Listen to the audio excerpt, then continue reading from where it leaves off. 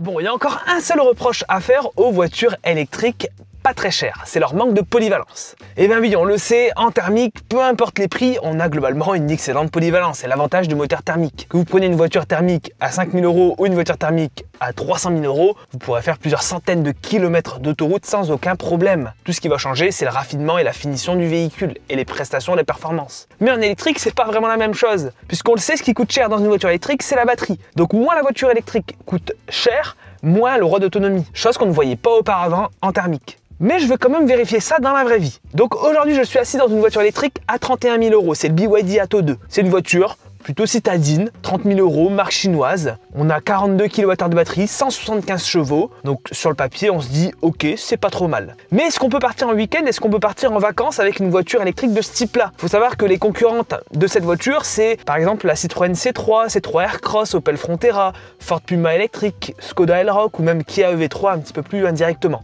Donc des voitures électriques qui sont en dessous des 40 000 € et qui proposent en tout cas sur le papier de plutôt bonnes prestations, mais pour un usage en ville. Donc aujourd'hui, on va voir si on peut faire 500 km d'autoroute à bord de cette voiture. C'est la boucle d'essai que j'ai l'habitude de réaliser sur la chaîne, boucle sur laquelle on compare plusieurs modèles de voitures électriques que j'ai eu l'occasion de tester. La liste commence à se compléter tranquillement et donc aujourd'hui, on le fait avec le BYD Atto 2.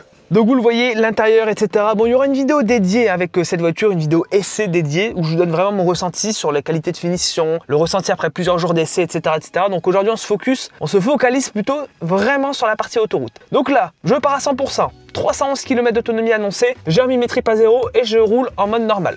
Voilà, donc pas de surprise. 500 km d'autoroute dans le nord. Notre premier point d'étape ici, ce sera la ville de Neufchâtel-en-Bray. Donc je pars ici de Arras, hop, on va aller à Neufchâtel-en-Bray. Et ensuite, je vais remonter la côte, hop, jusqu'en haut, jusqu'à Dunkerque. Et je vais redescendre. Donc ça fait 500 km plus ou moins, hein, ça dépendra de exactement où est-ce que je m'arrête avec la voiture. Alors ici on remarque souvent dans les voitures électriques on a un planificateur d'itinéraire qui me permet moi d'optimiser un petit peu mes recharges parce que forcément on va devoir se recharger, je pense 2 ou 3 fois avec la voiture. Ici on n'a pas de planificateur, la voiture indique seulement le temps de roulage et la distance. Voilà, pas de planificateur, pas de pourcentage à l'arrivée, ni de bornes de recharge placées automatiquement avec la voiture. On peut par contre afficher les bornes de recharge qui sont autour de chez nous. Voilà, les bornes sont référencées mais pas automatiquement ajoutées dans la planification, ça c'est un peu dommage. Il faut savoir que cette voiture, je vous l'ai dit, elle est concurrente de tout ce qui est Opel Frontera, Citroën C3 Aircross, etc., etc. Donc on est sur un temps de trajet de 7 heures, en tout cas moi c'est ce que j'ai fait avec la Fiat Panda qui repose sur la même plateforme que les véhicules précédents. Voilà, donc à peu près je pense qu'on devrait faire ce trajet en 7 heures ici avec cette voiture, ce qui est quand même un peu beaucoup, on va voir. Mais on va surtout voir si on est bien installé et si on est usé, fatigué, au bout du rouleau après avoir fait 500 km d'autoroute. Parce que 500 km ça représente à peu près ce qu'on parcourra pour partir en vacances ou pour partir en week-end, voilà, tranquillement sur la côte au soleil. Donc on va voir si c'est pénible de faire ce trajet avec cette BYD Atto 2. Bah écoutez, moi je prends le départ, il est 9h36 du matin et on se reprend au fur et à mesure du trajet pour faire différents points et voir comment ça se passe. Donc c'est parti.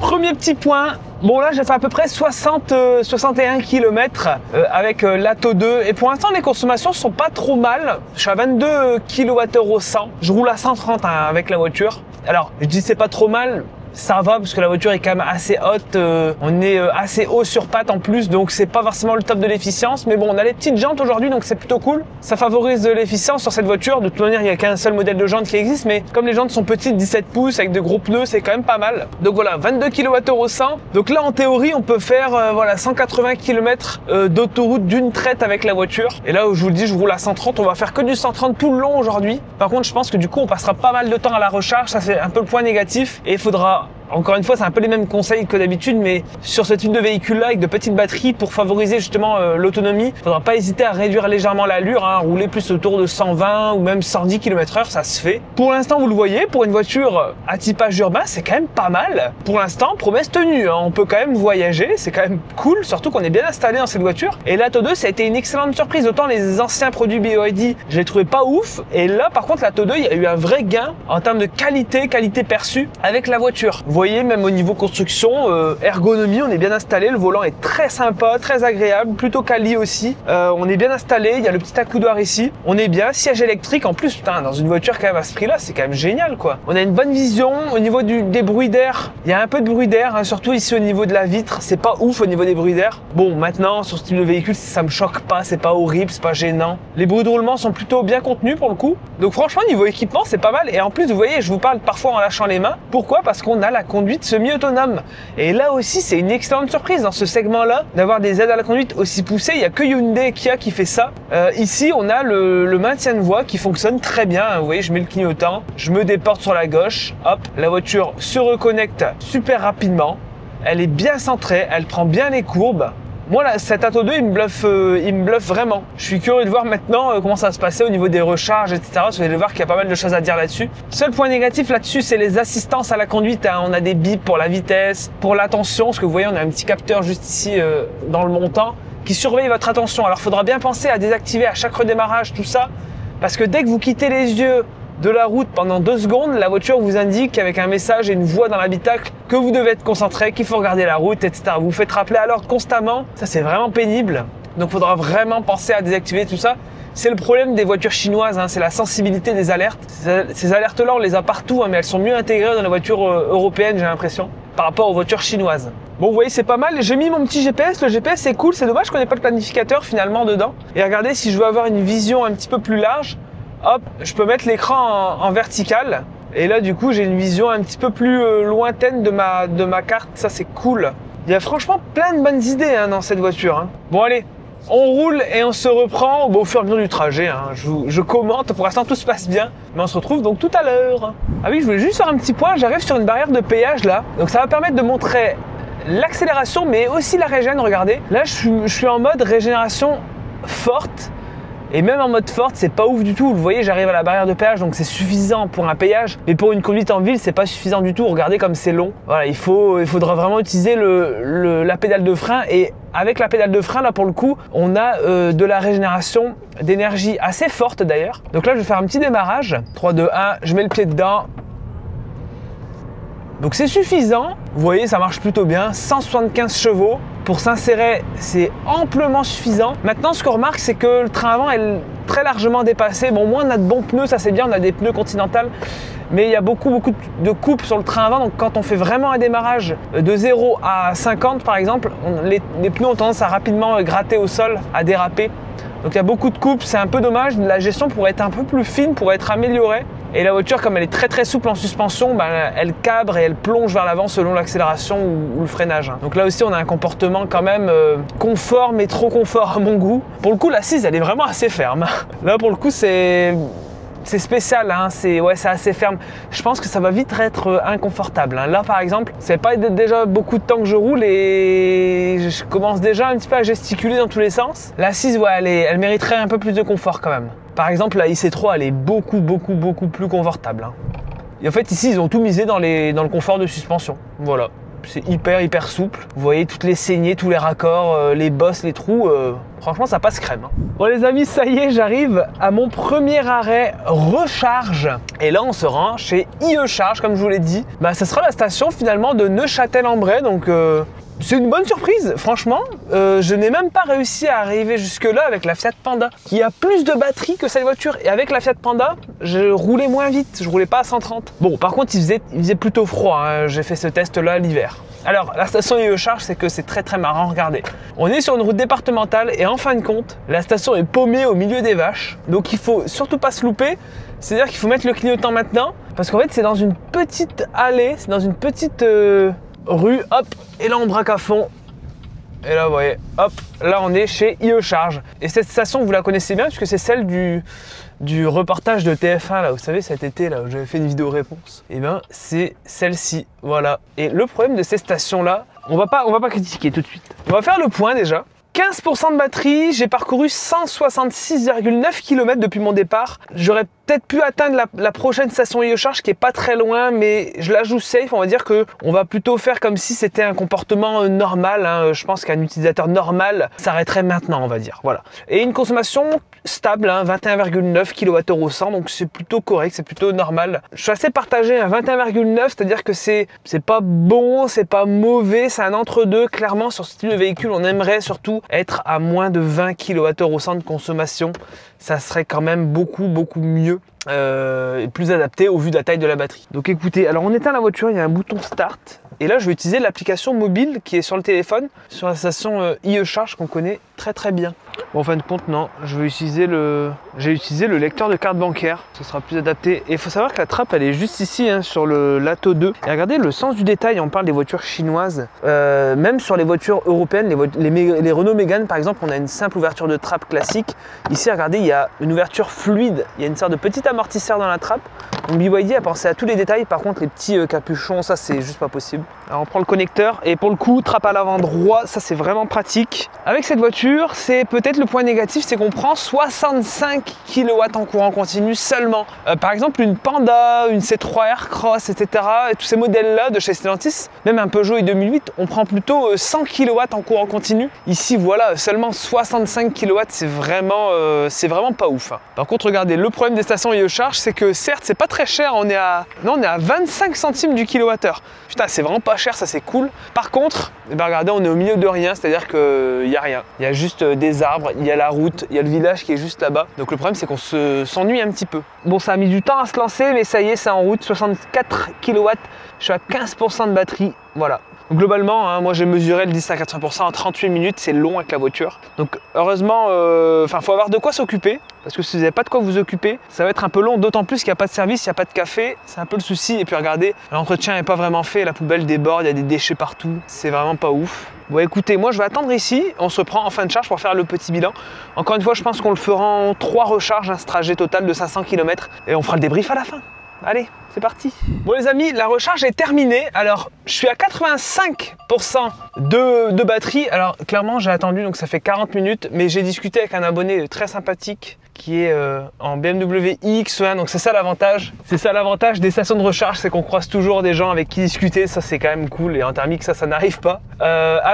Donc je suis resté quand même 40 minutes, j'ai fait une grosse recharge. Pourquoi? Parce qu'en fait j'ai envie d'aller jusqu'à Calais, me recharger. Et franchement je sais pas si ça passe, mais j'aimerais aller sur la station de recharge Electra qui se situe à Calais. Mais bon, avec 85% de batterie, ça devrait peut-être le faire, hein. Donc la voiture m'annonce 242 km d'autonomie, j'ai 164 km à parcourir avant d'arriver à Calais. Donc souvent le kilomètre, l'autonomie affichée ici, elle est souvent fausse, hein, elle est souvent surestimée de fou. Donc on verra, mais je vais peut-être rouler tranquillement à 120, ça devrait passer. Alors une puissance de 65 kW, ça pour le coup on les prend tout le temps, mais le problème c'est qu'on a une mauvaise gestion de la température batterie, on a des chutes de puissance. En fait la batterie BYD Blade elle chauffe beaucoup, elle a du mal à être refroidie par le système de gestion thermique, par la pompe à chaleur qui est équipée de série sur la voiture. Et ce qui fait que comme ça surchauffe trop, la voiture bride elle-même et baisse la puissance de recharge. Et donc on a des pics comme ça, une fois qu'on dépasse 50%. On a des chutes de puissance et ça c'est vraiment dommage parce que c'est pas un bon comportement et c'est pas ce qu'on attend du leader de la batterie, puisque oui, BYD c'est quand même le leader de la batterie, en tout cas il s'autoproclame comme ça. C'est dommage, moi je suis un peu déçu par ce comportement là que j'ai constaté également hier sur une recharge. Je vous affiche la courbe, hein, sur une recharge avec la voiture. Donc voilà, c'est quand même pas l'idéal au niveau du comportement de cette BYD. Les gens sont très endormis aujourd'hui visiblement. Bon les amis, alors là c'est terrible, je sais pas ce qui se passe mais je suis que dans des zones de travaux. Il y a vraiment que ça. Donc c'est plutôt bon pour les consos parce que là je suis à 17,8 kWh au 100, donc c'est quand même très bien. Ce qui fait que je vais arriver à caler les finger in the noise. Parce qu'en temps normal, en roulant vraiment à 130 tout le long, ça aurait peut-être été tendu. Mais vous le voyez, quand on teste des voitures, on n'est pas en labo. C'est-à-dire que là, on est dans la condition réelle, on est dans la vraie vie. Et dans la vraie vie, il y a la circulation, là on est pendant les petites vacances. Il y a une météo favorable ou une météo défavorable. Il y a des travaux ou pas de travaux, voilà. On n'est pas dans un labo, donc là c'est les conditions réelles avec la voiture. Je fais de mon mieux pour rouler à 130 parce que là du coup comme il n'y a que des années de travaux, je peux rouler à 130 quand il n'y en a pas. Hein. Mais voilà, c'est pas évident. Là maintenant il me reste 170 km d'autonomie alors qu'il me reste dans la vraie vie 104 km à parcourir et j'ai 59% de batterie. Donc voilà, je suis assez large et on s'arrêtera donc une deuxième fois. Cette fois-ci on pourra manger pendant la recharge, donc ça fera une pause en temps masqué parce qu'il est quand même midi 36, donc j'ai un petit peu faim. Voilà, bah écoutez, on roule, tout se passe encore très bien. Franchement elle est chouette cette BYD, c'est juste dommage que la recharge soit vraiment pas bonne. Hein. Mais on a vraiment envie de rouler en fait avec cette petite voiture, c'est dommage. Ça y est, on arrive chez Ionity. Voilà, j'avais dit Electra, mais en fait ce sera Ionity. Hein. J'arrive avec 8%, on fera le débrief en arrivant, mais j'arrive avec 8% de batterie. Donc ça va, je suis assez large. Donc plutôt bonne surprise là sur cette deuxième partie. Franchement, il lui manque juste une recharge rapide parce que la conso est pas atroce. Bon après c'est vrai que les conditions sont bonnes. En fait il faudrait vraiment la tester cet hiver. Faudrait la tester cet hiver, mais j'ai quand même l'impression qu'elle consomme moins qu'une Stellantis genre i208 ou C3 etc. sur autoroute. Elle est moins gourmande en fait. Et en fait elle est mieux hein, de façon générale encore une fois. Par contre ce que j'ai remarqué, bon j'avais dit du bien des aides à la conduite, mais j'ai quand même eu 2-3 freinages fantômes, en tout cas 2-3 comportements un peu chelous. La voiture voyait des voitures qui n'existaient pas devant, donc elle actionnait les freins. Pas l'idéal en termes de comportement. Voilà, donc là on arrive et on sera attentif sur cette recharge pour voir si on a de la surchauffe batterie. Hein. C'est pas impossible. Voilà, donc on se stoppe. 7% de batterie maintenant. Je vous affiche combien de kilomètres j'ai parcouru là depuis ma précédente recharge, mais on est à 170, je sais plus, 180, ce qui est vraiment bien pour le coup. Alors là, on va déclencher la recharge. Je suis vraiment curieux de voir si on aura de la surchauffe batterie. Ça serait une très mauvaise chose hein, si on a ce problème là. Voilà, moi j'utilise une carte, mais on peut utiliser le QR code, l'application.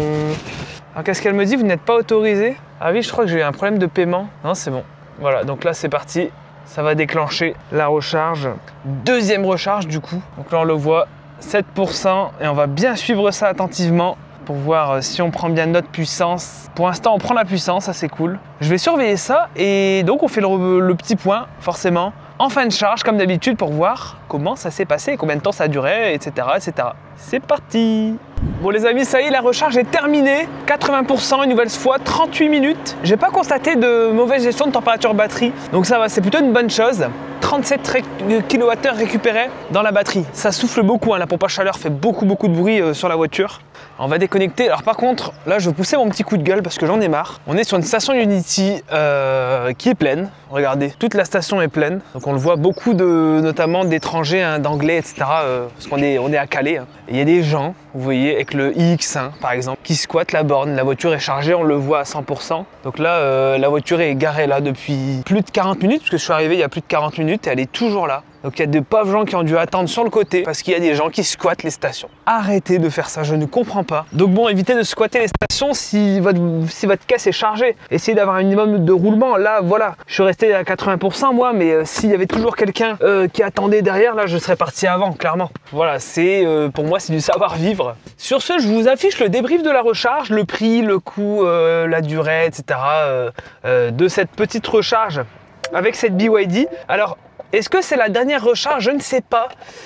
Soit ça passe en une seule, enfin soit ça passe directement jusqu'à mon point d'arrivée, donc Arras, soit je vais devoir faire un petit top-up. Je pense que je vais devoir refaire un petit top-up de peut-être 10, 15 minutes, 20 minutes, je sais pas, pour ne pas arriver trop bas en batterie. On verra, en tout cas on va rouler normalement et on s'arrêtera à l'opportunité peut-être du côté de Lille. Donc voilà, même discours que tout à l'heure, c'est un poil long, c'est plus long qu'une IC3 par exemple, qui recharge en 30 minutes, voire même moins parfois. Donc c'est l'avantage de la IC3 qui recharge plus vite et qui a une batterie un peu plus grosse, même si l'ensemble de la voiture est moins réussi, donc l'un dans l'autre, voilà, c'est pas évident. Donc sachez qu'avec cette voiture, voilà, vous allez devoir attendre, et en plus, comme je vous le dis, moi j'attendrai de voir l'hiver quand même, parce que c'est pas l'idéal, et c'est la première voiture où on subit vraiment les recharges, hein. Je teste beaucoup de voitures électriques, là on subit les recharges, c'est vraiment long. Allez, écoutez, moi je continue à rouler tranquillement, et on se retrouve soit à la recharge, soit à l'arrivée, si j'y arrive d'une seule traite. C'est parti. Bon, ça y est les amis, nous arrivons à destination. Et bah finalement c'est passé en 2 recharges. Alors j'ai été mauvaise langue quand même. Bon, c'est quand même 2 recharges de 30 minutes, donc ça fait 1 heure de recharge, c'est quand même pas mal. Mais j'ai réussi à aller jusqu'à destination. d'une seule traite. Enfin, d'une seule traite depuis ma dernière recharge, je veux dire. Alors que je pensais faire 3 recharges, c'est quand même pas mal. Donc on aura quand même bien roulé avec cette BYD et je pense qu'il y a pas mal de choses à dire. Déjà, vous le voyez là, j'arrive avec 8% de batterie, donc on n'hésitera pas à exploiter la plage totale, la plage maximale en tout cas d'autonomie proposée par la voiture, c'est-à-dire qu'il faut exploiter la batterie à son plein potentiel, à son maximum en fait. Votre batterie fait 40 kWh, n'hésitez pas à taper un peu dedans, à descendre à 10% de batterie sans souci lors de vos départs en week-end ou en vacances ou au quotidien même. N'hésitez pas à taper un petit peu dedans, il n'y a pas de souci. Parce que si vous avez peur et que vous vous rechargez à 30 ou 40%, et bien vous utilisez à peine 2/3 de la batterie, voire même la moitié dans certains cas, ce qui est finalement beaucoup trop peu. Donc faut pas hésiter à exploiter la batterie pour éviter de vous recharger tous les 100 km. Sinon c'est un enfer. En optimisant un petit peu, finalement ça se passe relativement bien. Donc on va répondre à la question, est-ce qu'on peut partir en week-end ou en vacances avec ce type de voiture là, ce type de petite voiture électrique? Eh bien oui, totalement. On peut complètement partir en vacances avec ce type de voiture électrique. Certes, c'est pas l'idéal, hein, c'est long, il y a un petit peu de temps d'attente, il faudra être patient, il faudra être conciliant aussi, mais on peut clairement le faire. Alors c'est sûr qu'en thermique on ira plus vite. Effectivement, en thermique on ira plus vite. Mais bon, le temps qu'on gagne, dans quoi on l'investit, ça c'est le grand débat. Hein. C'est sûr que c'est toujours plus confortable d'arriver un petit peu avant, sur son lieu de vacances ou du week-end. Mais bon, en voiture électrique, si vous arrivez 1 heure ou 1h30 après grand maximum, il n'y a pas vraiment mort d'homme. Voilà. Alors, maintenant parlons donc trajet, 492 km, il me reste 8% de batterie, 22 km d'autonomie restant, c'est quand même pas trop mal. Au niveau des consommations, sur les 50 derniers kilomètres, bon ça roulait pas, hein, clairement il y avait des bouchons et tout, donc on était à 15,6, donc cette voiture se montre plutôt efficiente finalement, lorsque les conditions sont réunies, là il fait beau, il fait 18 degrés, ça roulait pas très vite, on peut avoir de bonnes consommations avec cette voiture. Donc ce BYD Atto 2, c'est une bonne proposition, moi je l'aime bien cette voiture, j'ai été agréablement surpris, il y a eu un gain en avant chez BYD, il y a eu du travail, ça s'améliore, je suis content de voir ça. Maintenant, on l'a vu sur la recharge, il y a encore un petit peu de travail là-dessus, mais sur le reste, c'est vraiment bien, c'est une bonne surprise, c'est un bon produit, c'est un produit qui est recommandable. Je vous affiche maintenant le tableau récapitulatif de ce trajet avec le temps de trajet complet, les données, le coût, la recharge, l'énergie récupérée, etc., etc. Je vous affiche tout là maintenant dans ce tableau, vous pouvez faire pause et je mets aussi le tableau récapitulatif avec les précédents modèles que j'ai testés sur cette boucle d'essai. Donc ça permet de comparer les modèles entre eux. Voilà, cette BYD s'en sort pas trop mal finalement. Voilà, donc abonnez-vous à la chaîne. Moi je vous dis à la prochaine dans une prochaine vidéo. C'était Max. Ciao!